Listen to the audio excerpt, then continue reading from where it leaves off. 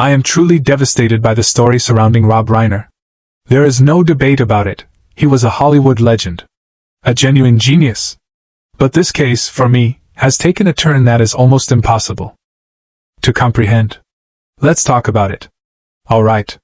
Let's begin. At this point, it feels like there is hardly anyone left who doubts that Nick Reiner killed Rob and Michelle. Stabbed them. A brutal, deeply personal act of violence.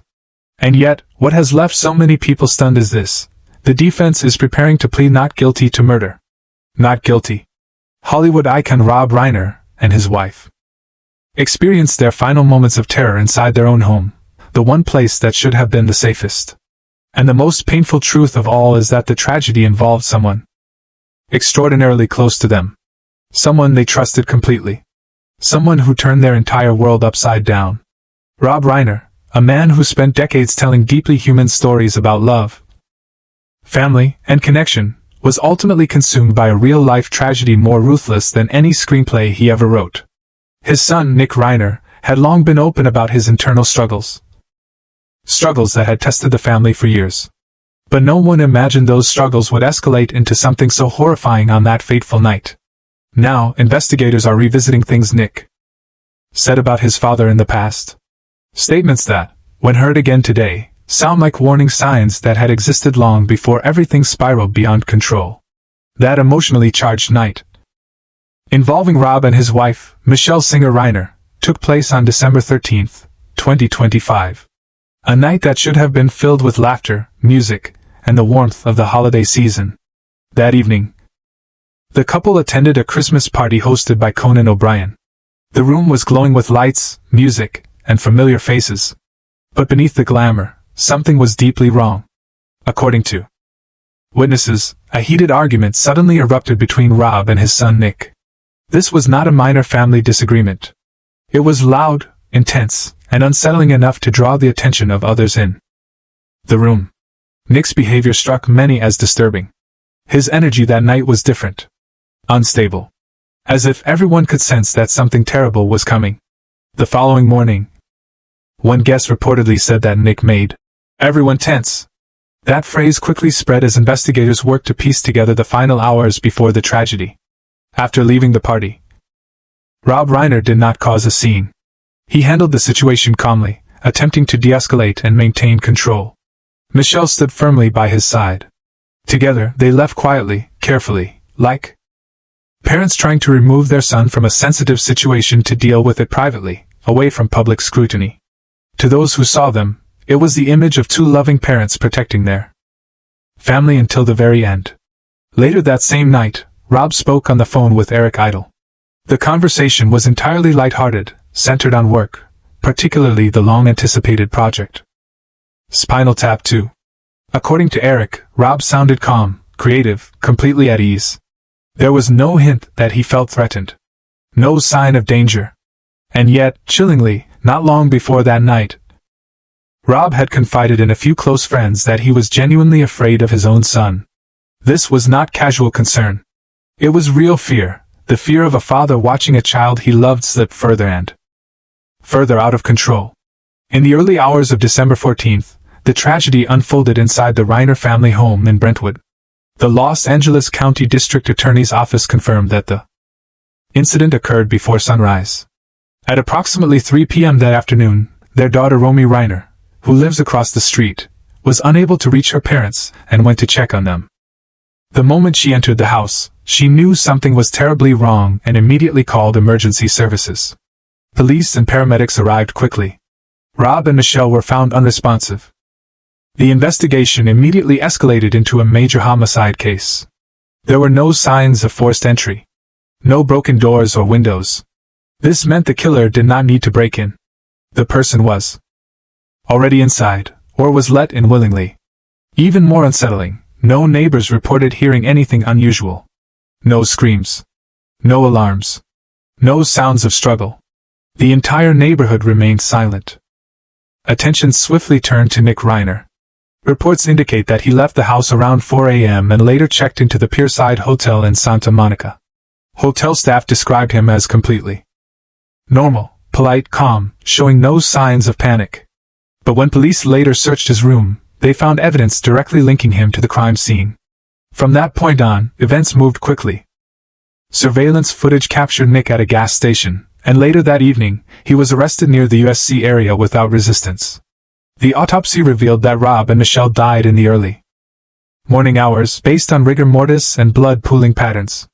The injuries were identified as multiple stab wounds inflicted with a sharp object, close contact, repeated strikes. This indicated a prolonged attack, deeply personal in nature. Prosecutors subsequently charged Nick Reiner with 2 counts of first-degree murder, with special circumstances due to multiple victims. If convicted, the sentence carries only 2 possibilities: life imprisonment without parole, or the maximum penalty allowed under California law. At his first court appearance on December 17, 2025, Nick Reiner remained silent, wearing a suicide prevention vest.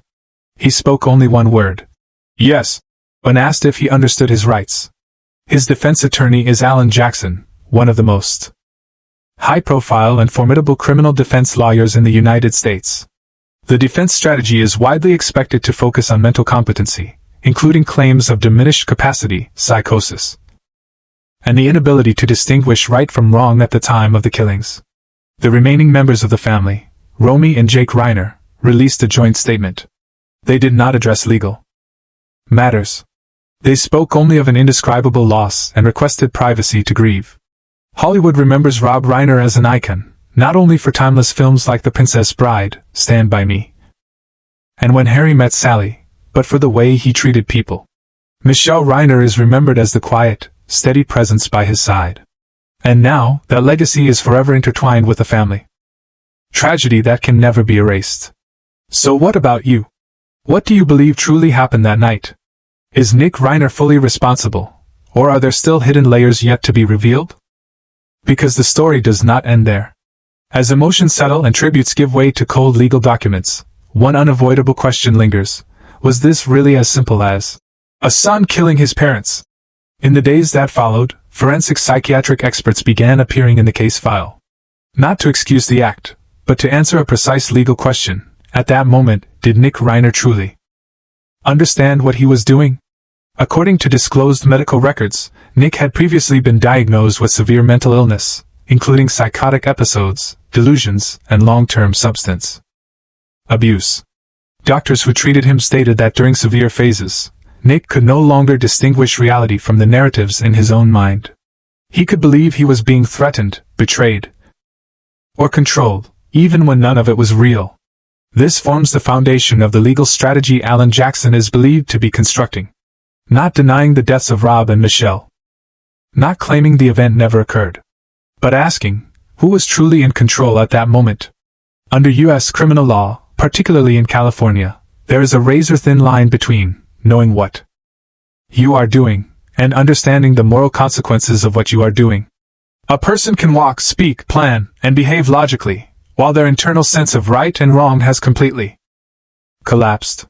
And that is what has deeply divided public opinion. One side argues, Nick left the scene, booked a hotel, made purchases, moved through multiple locations. These actions suggest consciousness of guilt. And consciousness of guilt implies awareness of wrongdoing. Prosecutors will undoubtedly rely heavily on this argument. The other side counters, many individuals experiencing psychosis are capable of seemingly rational behavior while acting entirely within a distorted internal reality. They are not fleeing the law, they are escaping an imagined threat. It is here that the Rob Reiner case stops being black and white. It enters a terrifying gray zone where no one wins, and no one is truly saved. Some longtime friends of the Reiner family have privately shared that Rob lived in a painful contradiction, torn between his duty as a father and his growing fear of the son he loved. He did not want to abandon Nick, but he was no longer certain he could protect everyone. If this is true, then that night was not a sudden eruption. It was the endpoint of years of simmering tension, failed treatments, cycles of hope and despair. And the cruelest aspect of this tragedy is that there was no right choice. If Nick was fully lucid, this was an unforgivable crime.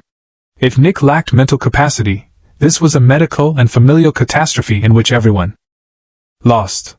Either way, Rob and Michelle Reiner are gone. And no verdict can bring them back. In the months ahead, as psychiatric evaluations are presented in court and jurors confront the most difficult question of all: punishment or treatment. This case will continue to ignite fierce debate. It forces society to face questions no one wants to answer. What should families do when love becomes dangerous? Where did the healthcare system fail? And does justice always mean punishment? Perhaps the only certainty is this: the legacy of Rob Reiner, a man who told stories about love, kindness, and humanity, now ends with the most painful story of all. Not on screen, but in real life. A story with no happy ending. Only silence. And questions that will haunt us long after the final verdict is delivered.